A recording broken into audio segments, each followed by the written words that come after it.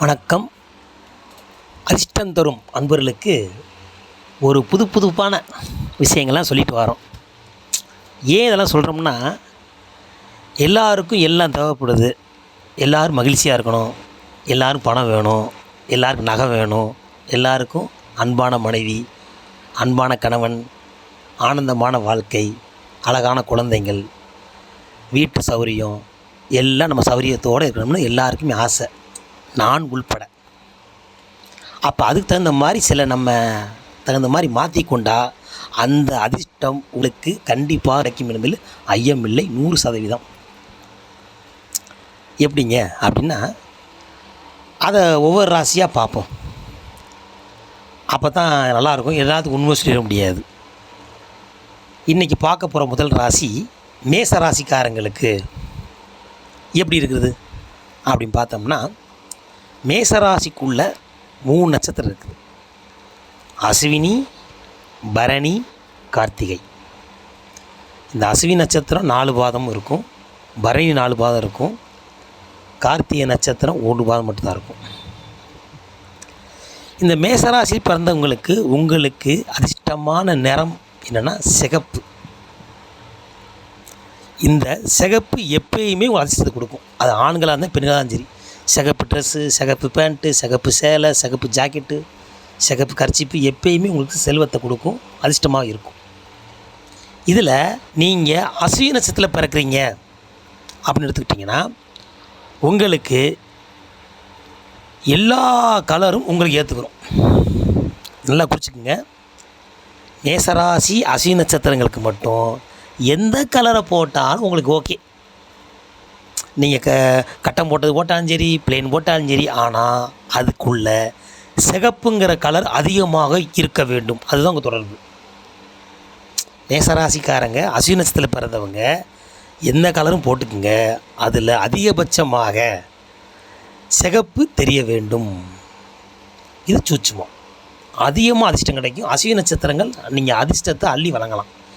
ஒரு இடத்துக்கு போகிறீங்க, அஸ்வினி நட்சத்திரக்காரங்க சிகப்பு கலரு, அதில் கட்டம் போட்டது, பூ போட்டது, பல வகையான டிசைன்கள் எதுனாலும் போட்டுக்கோங்க. உங்களுக்கு அற்புதமான பலன் கிடைக்கும். அதிர்ஷ்டமான உங்களுடைய குணங்கள் வைப்ரேஷனே மாறும். அந்த கலருக்கு அவ்வளோ வைப்ரேஷன் உண்டுங்க. எல்லா ராசிக்கும் ஒரு கலர் உண்டு, ஒரு கனெக்ஷன் உண்டு. நீங்கள் அந்த மாதிரி சட்டையை போட்டு போகும்போது உங்களுக்கு எதிரான பார்ட்டி உங்கள் சொல்கிறத கேட்டு வசியப்படுவான். நீங்கள் வசியப்பட மாட்டீங்க. அது 2வது விஷயம். அவங்களுக்கு வசியப்படுவாங்க. இது அஸ்வினி நட்சத்திரங்களுக்கு கிடச்சிக்குங்க. சரி, அடுத்து பரணி நட்சத்திரக்காரங்க. நீங்கள் எப்பயுமே கட்டம் போட்ட சட்டை உங்களுக்கு ஆகாது. எதையுமே பிளெயினாக போட்டுக்கிறணும். ஏன்னா அஸ்வினி நட்சத்திரம் கேது அதிபதி, உங்களுக்கு முழுக்க முழுக்க சுக்கிரனே அதிபதி. அப்போ அதுக்கு டார்க் சிகப்பு, உங்களுக்கு லைட்டு சிகப்பு, அதாவது ஒயிட் கலந்த கலராக இருக்கணும். அது பிளெயினாகவே இருக்கணும்.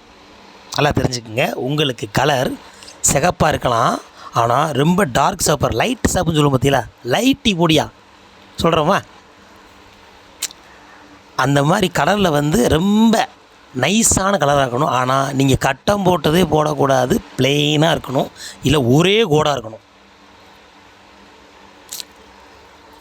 இந்த கட்டம் போடுறது உங்களுக்கு எப்பயுமே செட் ஆகாது. மேசராசிக்காரங்க பரணி நட்சத்திரத்தில் பிறந்தவங்களுக்கு கட்டம் போட்ட சட்டை போடாதீங்க, பிளெயினான சட்டை போடுங்க.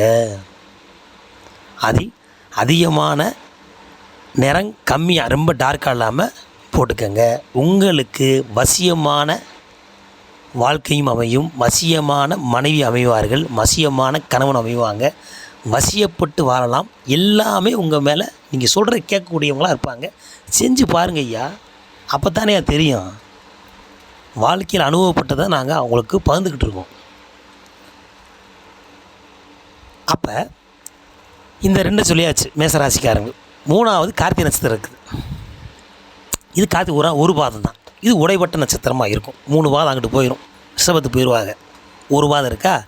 இந்த மேசராசிக்காரங்க கார்த்திகை நட்சத்திரம் பிறந்தவங்களுக்கு நீங்கள் பிளெயினாக சிகப்பு போட்டு அதோட ஒயிட்டு அது இது எப்படி பரணிசரை சொன்னோமோ அதே தான் உங்களுக்கும். கார்த்திகை பிறந்தவங்களும் நல்ல சிகப்பாக போட்டுக்கலாம், தப்பு இல்லை. ஆனால் உங்களுக்கும் கட்டம் போட்ட செட்டை ஆகாது. நல்லா தெரிஞ்சுக்குங்க. ஏன் கட்டம் போட்ட ஏன்னா பல வகையான கலரு இந்த ராகுக்கு மட்டும், இந்த கேது நட்சத்திரம் உள்ளவங்க மட்டும்தான் செட் ஆகும். இப்போ நவகிரகங்கள் எடுத்துக்கோங்க, ஒவ்வொரு கலரு. கேதுக்கு மட்டும் பல வண்ண கலரை போடியா, எல்லாத்தையும் ஏற்றுக்குவேன் மனுஷன்.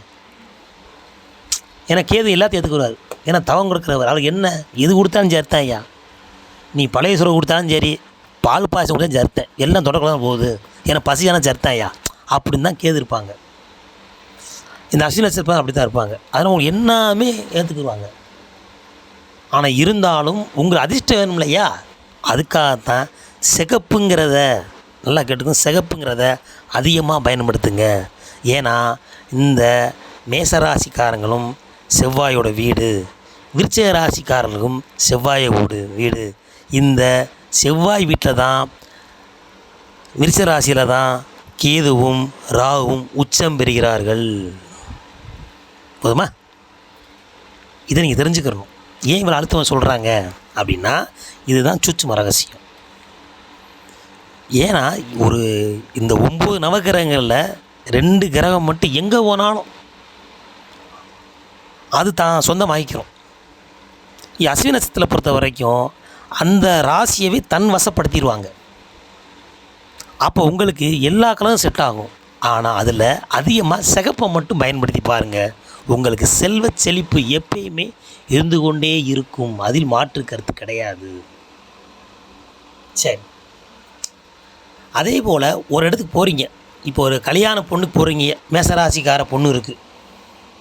நீங்கள் பட்டு எடுக்குன்னா சிகப்பட்டு எடுங்க, செல்வ செழிப்பாக இருப்பாங்க, மனம் வசியப்படும். ஒரு பொண்ணு பார்க்க கூட்டு போகிறீங்க, சிகப்பு சேர்த்துக்கங்க, அந்த பொண்ணு டக்குன்னு அமையும்.